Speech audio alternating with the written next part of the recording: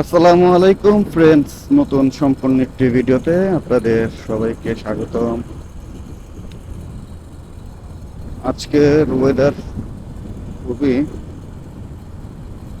বলেন না একটা যে বাজেট ফ্রেন্ডলি, এরকম মনে করেন। হুম,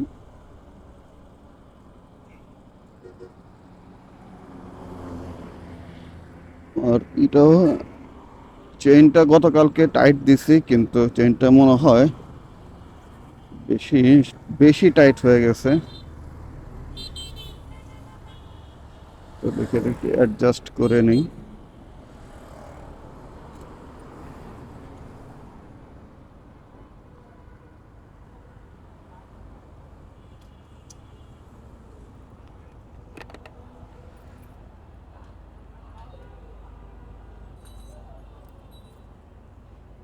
আল্লাহ গো, কই ভাই,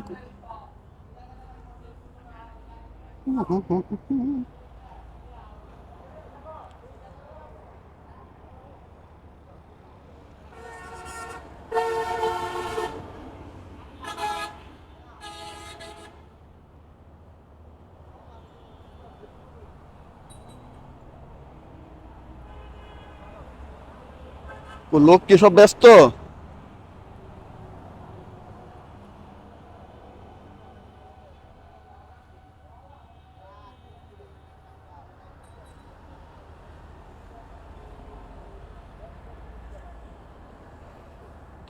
সবাই ব্যস্ত।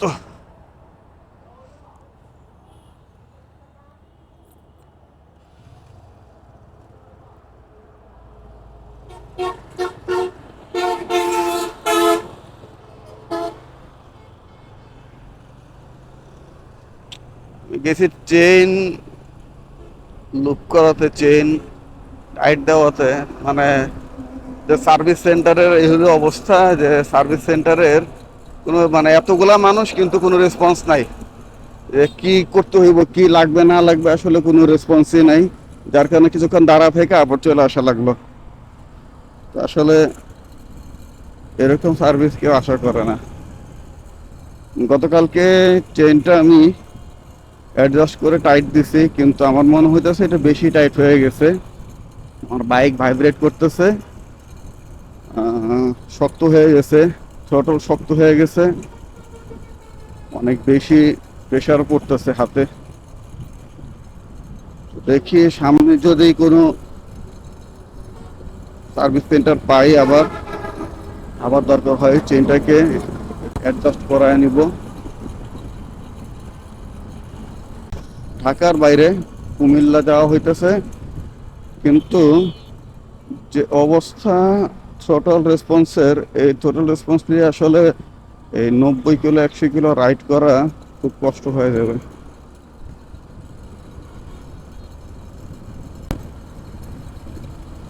গতকালকে যখন দেখছি, তো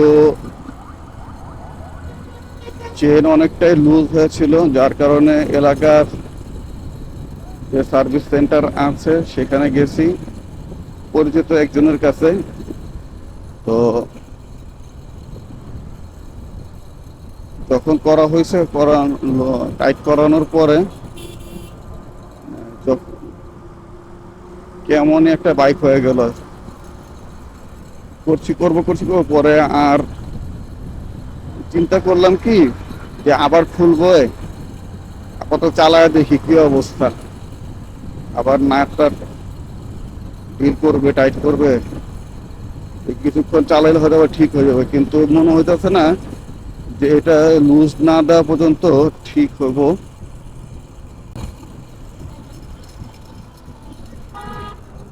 কষ্ট হইতেছে আসলে রাইড করতে, খারাপ লাগতেছে।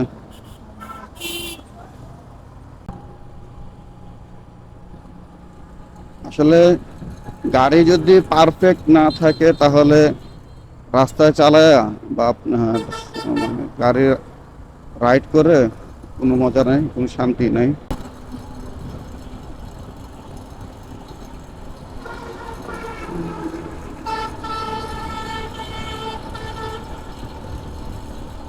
আস্তে আস্তে আস্তে একটু রাইড করা লাগতেছে, কারণ আমার খোঁজ করতে হইব, মেকানিকের খোঁজ করতে হইব।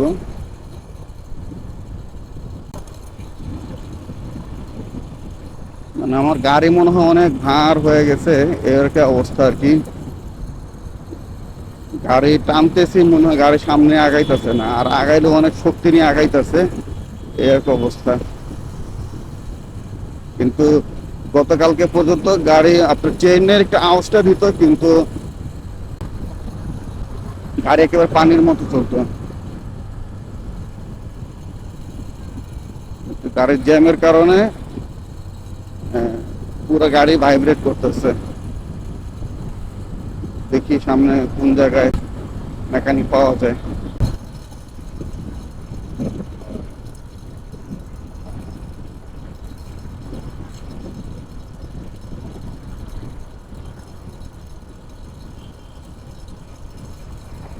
আমি থ্রোটলটাকে সবসময় কন্ট্রোল করে হইতেছে এভাবে ধরে, এই দুইটা আঙ্গুল ব্রেকের সব রাখে, সব ব্রেকের এখানে রেখে দেয় সবসময়, যাতে রেসপন্সটা তাড়াতাড়ি পাওয়া যায়।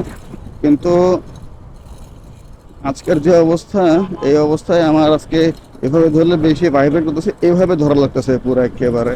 শুধু এইটা ধরলে, থ্রোটল ধরে রাখলে একটু ভাইব্রেট কম লাগে আর কি।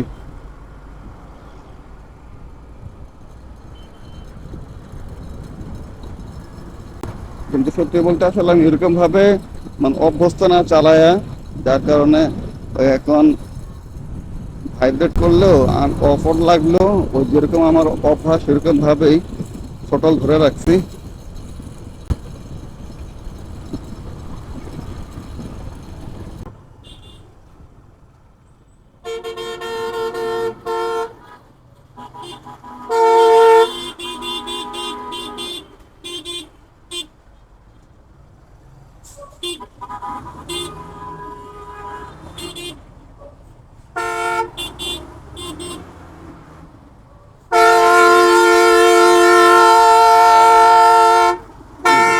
একটা বাসের জন্য কতগুলো মানুষের ভোগান্তি।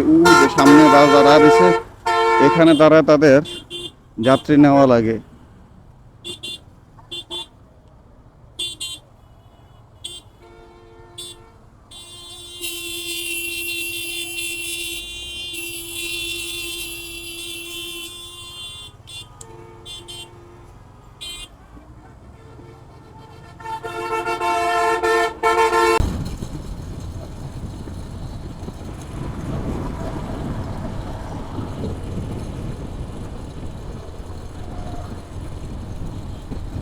এশিয়া লাইনের গাড়ি চলে গেল পাস করে।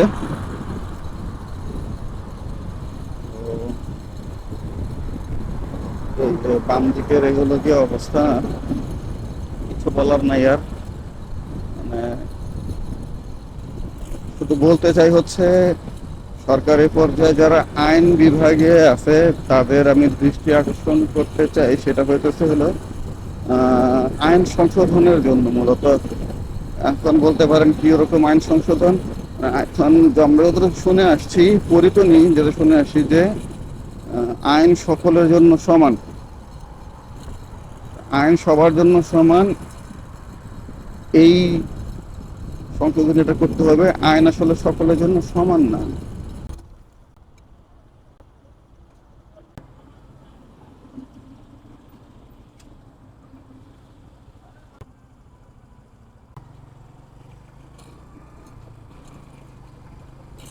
মেঘনা টোল পার হয়ে গেলাম, কিন্তু দুর্ভাগ্যবশত এখনো আমি আমার সাইড থেকে কোনো মেকানিক পাইলাম না।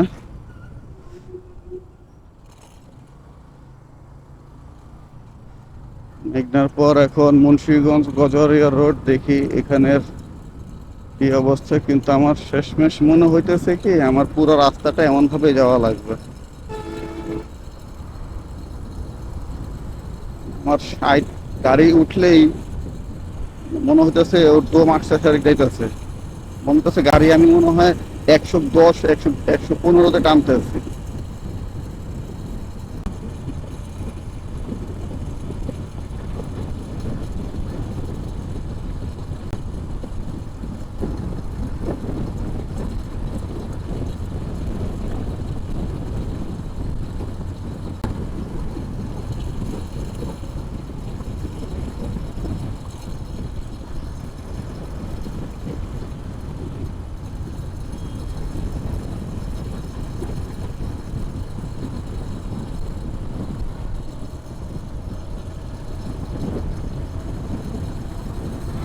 আসলে যেটা বলতেছিলাম যে বাংলাদেশে আইনের সংশোধনী হওয়া দরকার, যে আইন আসলে সকলের জন্য সমান না। গরিবের জন্য এক ধরনের আইন হবে, বড় লোকের জন্য এক ধরনের আইন হবে। এরপরে যারা অটো চালক তাদের জন্য এক ধরনের আইন হবে, যারা বাইক চালক তাদের জন্য এক ধরনের আইন হবে, যারা বাস চালক তাদের জন্য এক ধরনের আইন হবে। ঠিক আছে?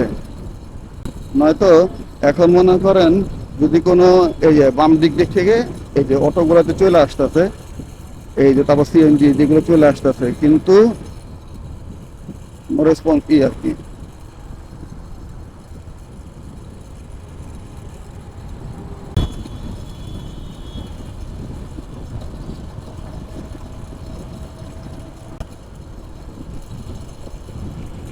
তো ঢাকার রাস্তায় মনে করেন সাবধানের সামনে, ট্রাফিকের সামনে এই গাড়ি, আপনার অটো যেগুলো আছে ব্যাটারি চালিত অটো রিক্সা, সেগুলা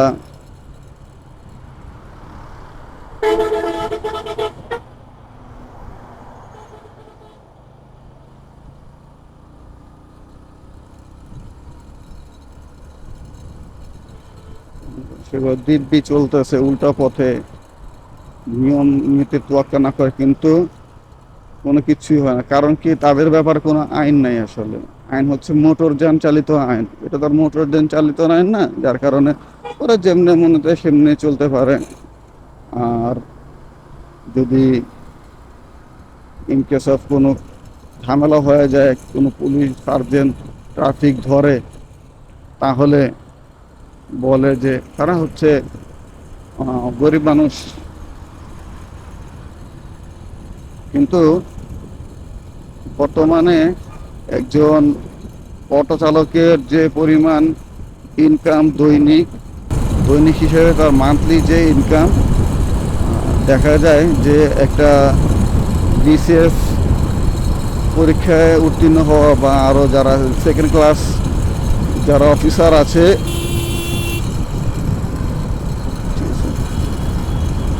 তো তাদের চাইতেও বেশি। তো তারা কোন দিক থেকে অসহায় আমার আসলে এটা বোধ হয়ে আসে না।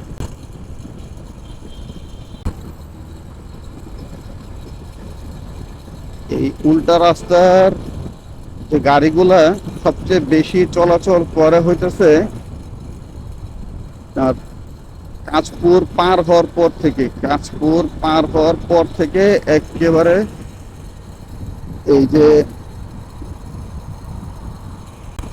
ভবের চর আছে, ভাটের চর আছে, এই পর্যন্ত একেবারে র্যান্ডম মনে করেন গাড়িগুলো উল্টো পথে চলাচল করে।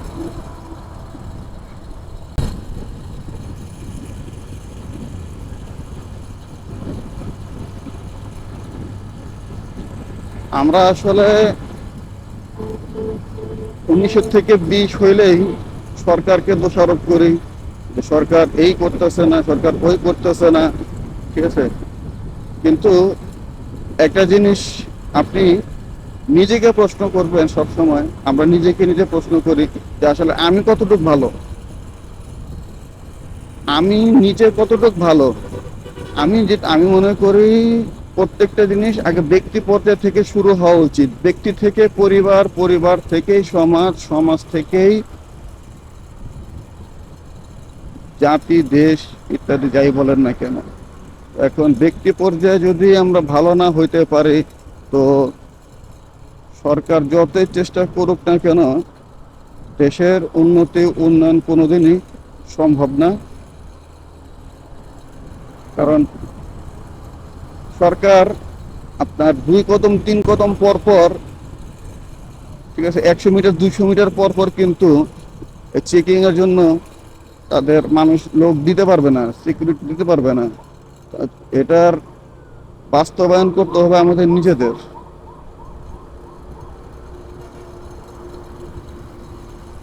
যত পর্যন্ত আমরা নিজেরা সচেতন না হইতে পারি, তত পর্যন্ত পৃথিবীর যত ভালো ক্ষমতাশালী মানুষই আসুক না কেন, রাষ্ট্র পরিচালনার জন্য একটা দেশ কখনো ভালো হইতে পারবে না। দেখি এটাই, দেখি এটার কি অবস্থা।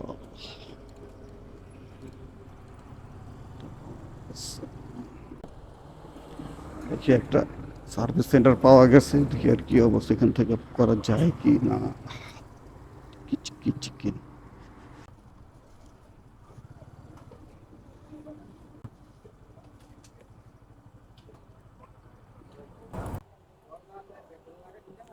চেইনের অ্যাডজাস্টমেন্টটা দেখেন তো একটু। চেইন দেখা যাবো।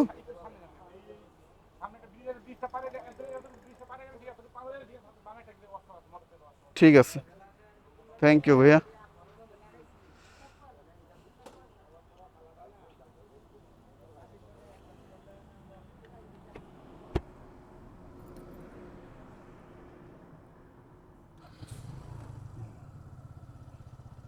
ভাইরে অসংখ্য ধন্যবাদ, যে ভালো একটা আমাকে সলিউশন দিছে। দেখি কি অবস্থা।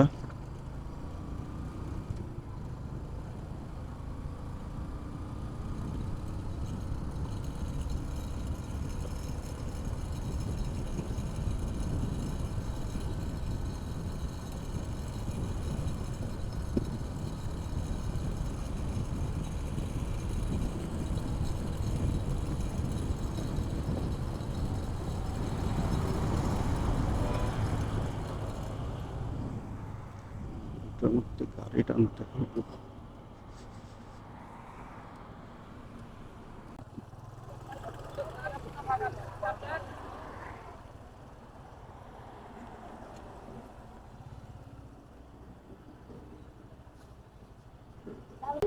একটু লুজ। হুম।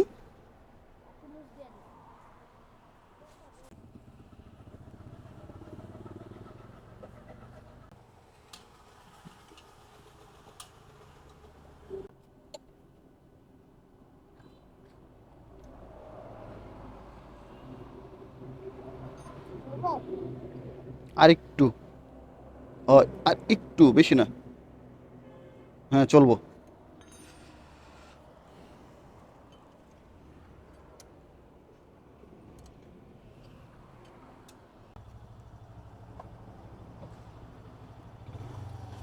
বিসমিল্লাহির রহমানির রহিম।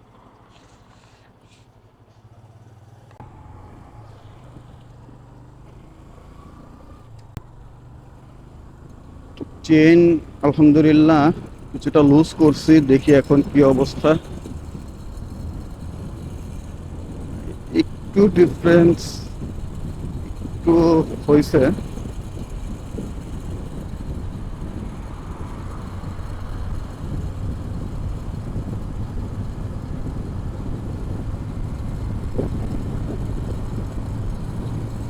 একটু স্মুথ হয়েছে আগের চাইতে। গাড়িটা এখন 80-তে টানা যাইতেছে, তখন 60-এই এর চাইতে অবস্থা অনেকই ছিল।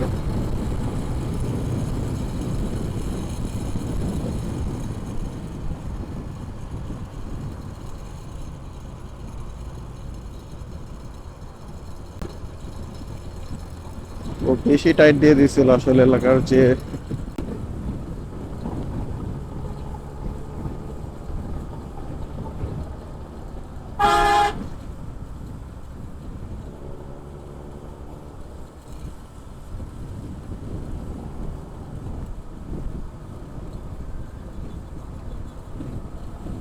ব্রিজের উপরে যদি গাড়ি ফাস্ট না চলে তাহলে সমস্যা, তাহলে বাতাসে বাড়ি মারে, আর বাড়ি মারাতে গাড়ি শুধু হেলে দিলে মাঝে মধ্যে।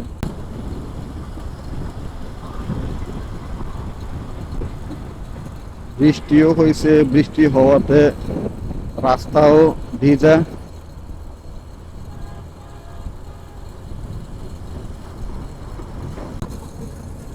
একটা জিনিস অনেকের সাথেই হয়, আমার সাথে একটু বেশি হয়, সেটা হইলো যেদিন বাইক ওয়াশ করা হয় তারপরের দিনই বৃষ্টিতে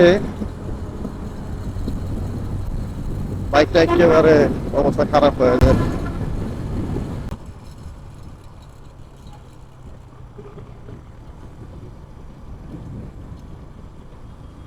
গাড়ি একটা অ্যাক্সিডেন্ট হয়ে ডান দিকে দাঁড়ায় আছে, আইল্যান্ডের উপরে উঠায় দিছে ট্রাক আর কি।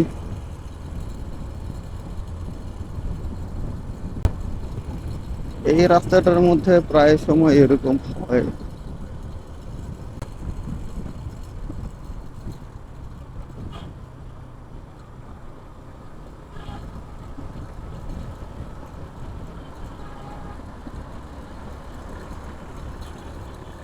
এখন এই রোড থেকে মোটামুটি গাড়ির এভারেজ গতি থাকবে 70+। যদি আমি ওখানে চেনটা ভালো মতো কাজ না করাইতাম, তাহলে এদিক থেকে গাড়ি আমার পাস করে গেত, আমার অনেক বেগ কম লাগতো এই রাস্তাটার মধ্যে। বেশ ভালো হয়েছে।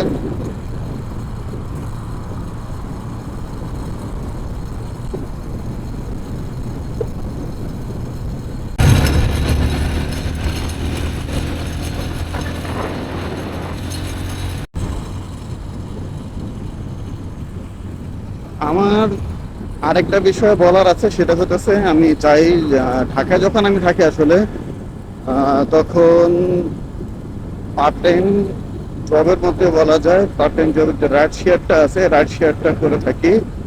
আর এটা একটা স্বাধীন একটা পেশা,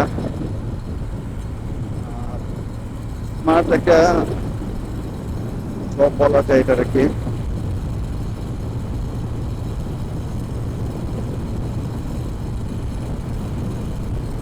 আমি যাচ্ছি এখন, যখন কুমিল্লা যাওয়া হইতেছে, কিন্তু যখন আমি ঢাকায় থাকি তখন ঢাকায় যখন অবসর থাকি তখন রাইড শেয়ার করে থাকি। বাসাও আছে, এরপরে ইন ড্রাইভ, উবার, তিনটা মিলে রাইডটা শেয়ার করি। মূলত আমার রাইড শেয়ারের টাইমিংটা হচ্ছে 4 থেকে 5 ঘন্টা আর কি। 4-5 ঘন্টার মধ্যে ভালো একটা অ্যামাউন্ট চলে আসে। অনেকে আছে যারা স্টুডেন্ট আছে বা যারা অন্যান্য কাজ করে খুব কম সময়, তারা চাইলে কিন্তু এই জিনিসটা কন্টিনিউ করতে পারে। কম সময়ের মধ্যে ভালো একটা আর্নিং সোর্স বলা যায় এটা। তো দেখা যায় যদি দৈনিক 4-5 ঘন্টা রাইড শেয়ারে সময় দেওয়া হয়, তাহলে অনায়াসে দেখা যায় 700-800 টাকা, 1000 টাকা কোনো দিন চলে আসে। তো এবারের জমি যদি আমি 800 টাকা করেও ধরি, তো 1 মাসে মোটামুটি প্রায় 24,000 টাকা। তো ভালো একটা অ্যামাউন্ট বলা যায়। নেক্সট ভিডিওগুলোতে আমি দেখানোর চেষ্টা করব আমার যে আর্নিং এর যে সোর্সটা রাইড শেয়ারের, সেখান থেকে কীরকম আর্ন করা যায়, কীরকম আর্ন করা হয়। এটা আসলে যখন আমরা স্টুডেন্ট ছিলাম তখন পড়ালেখার পাশাপাশি চিন্তা করতাম যে কিভাবে আর্ন করা যায়, কিভাবে পার্ট টাইম জবের সন্ধান করতাম আর কি অনেক। কিন্তু বাংলাদেশে পার্ট টাইম জব বলতে অফিসিয়ালি আনঅফিসিয়ালি ওরকম তখন কোনো পার্ট টাইম জবই ছিল না। কিন্তু এখন এই রাইড শেয়ারটাই বলা যায় একটা পার্ট টাইম একটা জব। তো যারা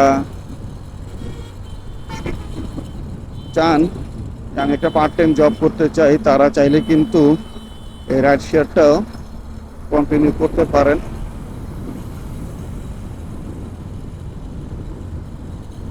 রাইড শেয়ার অনেকে প্রফেশনালি করে, প্রফেশনালি দেখা যায় তারা 8-10 ঘন্টা, 12 ঘন্টা, কেউ কেউ 14 ঘন্টাও রাইড করে। তো যতটুকু আমি জানতে পারছি বা সোশ্যাল মিডিয়া আছে, ইউটিউব আছে, যারা যেসব মাধ্যম আছে, কিছু মাধ্যম থেকে যতটুকু জানতে পারলাম বা বুঝতে পারলাম যে রাইড শেয়ারটা যদি আসলে দীর্ঘ সময় ধরে করা হয়, কারণ এটা বসে থাকা হয়, এই ফলে এখানে ব্যাক পেইনের একটা পসিবিলিটি থেকে যায়। তার কারণে যদি অল্প সময়ের মধ্যে জিনিসটা কাজে লাগানো যায়, তাহলে এটা যারা আছে আমরা অনেকের জন্যই জিনিসটা লাভজনক।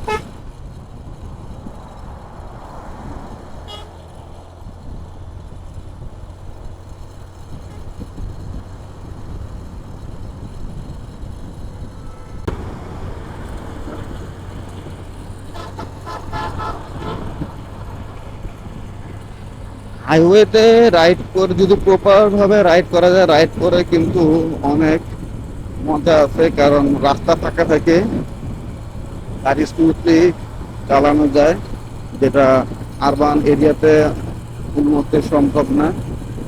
আর রাইড করার সময় অবশ্যই মাথা একেবারে ঠান্ডা রেখে তারপর রাইড করা উচিত।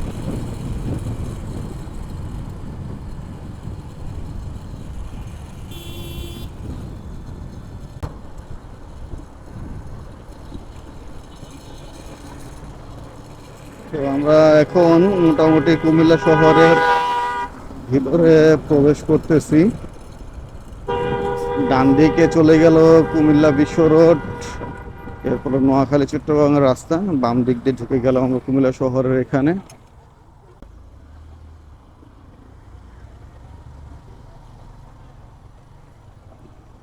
দেখাই যেতেছে এখানে কুমিল্লা শহর এখান থেকে ভিতরে 4 কিলোমিটার মাত্র।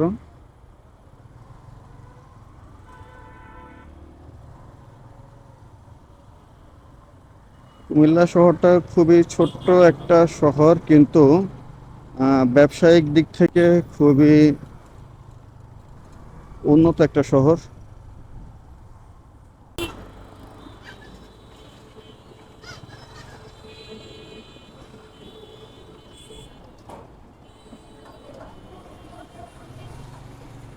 তো আমরা কুমিল্লা শহরের ভিতরে অলরেডি ঢুকে গেছি। ঢাকা থেকে কুমিল্লার এই ছিল আমার ট্রাভেল ভিডিও। আশা করছি আপনাদের সবার ভালো লাগছে। তো পরবর্তীতে কুমিল্লা শহরের বা কুমিল্লার বাইরের যে জায়গাগুলো আছে সেই জায়গাগুলো দেখানোর চেষ্টা করব। তো পরবর্তী ভিডিও দেখার জন্য অবশ্যই আমার চ্যানেলটাকে সবাই সাবস্ক্রাইব করে রাখবেন, পাশে থাকা বেল আইকনটি চাপ দিয়ে নোটিফিকেশন বাটন প্রেস করে দেবেন, যাতে পরবর্তীতে কোনো ভিডিও আপলোড করার সাথে সাথেই পৌঁছে যায় আপনার কাছে। আর কমেন্টের মাধ্যমে আপনাদের ভালো লাগা খারাপ লাগার অনুভূতিগুলো অবশ্যই আমার সাথে শেয়ার করবেন, কারণ আপনাদের মতামতের উপর ভিত্তি করেই আমার সামনের পথ চলাটা আরও সহজ হয়ে যাবে। আশা করছি সবারই ভিডিওটা ভালো লাগছে। সবাই ভালো থাকবেন। আল্লাহ হাফেজ।